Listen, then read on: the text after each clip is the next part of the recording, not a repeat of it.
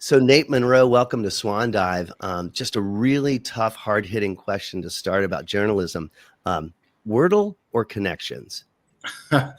Probably connections. I was big into Wordle like a lot of people, and I've kind of moved away from it a little bit, mostly because I really like spelling bee better than even connections. And I also still like the crossword puzzles too.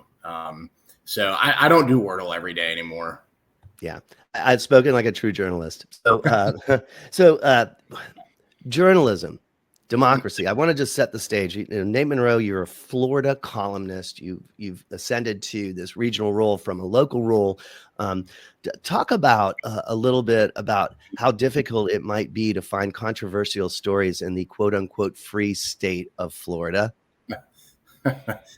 Yeah, it is not difficult. One of my sort of through lines in a lot of the work that I do now is that America has sort of decided to become Florida, or to become a lot more like Florida. I think that's true culturally. I think it's definitely going to be true politically. I have, and one of my big concerns sort of nationally about our politics and our civic life is that if it becomes a bit more like Florida, I think the health of our national democracy is going to be in peril, because I don't think that democracy in Florida is in particularly a great state right now. I highlighted that from one of your articles. I highlighted the quote. Did they know they were turning America into Florida? Did they know what that truly meant? To be empowering some of the state's empty vessel politicians. I thought that was so clever, so on point. As a self-loathing Floridian, I just thought that you just said that so poetically, and it's hilarious. But of course it's tragic, to say the least. And so that was a very, very clever piece of journalistic writing. So what are some of those things? What are some of those things that are most concerning right now? I have a long list, but what is at the top of that list? Well, I mean, I think that I would say in Florida, and I think we saw a very extreme example of this play out. We have elections in Florida, right? So we meet in some ways the kind of textbook definition of some form of like participatory democracy.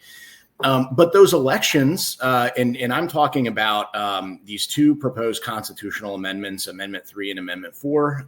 These were amendments that would have legalized recreational marijuana and would have reversed the state's 6-week abortion ban and restored the Roe era abortion rights that women had previously had. We technically got to vote on those things. That is true. But the state, the governor of the state and the legislature yesterday actually indicated it has no interest in checking this. The governor used the power of the state to tip the scales in that election. The governor used taxpayer money, tens of millions of dollars in taxpayer money, running anti-Amendment 3 and anti-Amendment 4 advertisements on television, on the internet.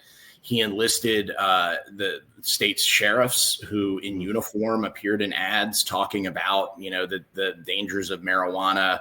He used his Department of Health. It has a different name in the state, but it's long and not worth repeating. But the Department of Health ran anti-Amendment 4 ads. This is the abortion amendment.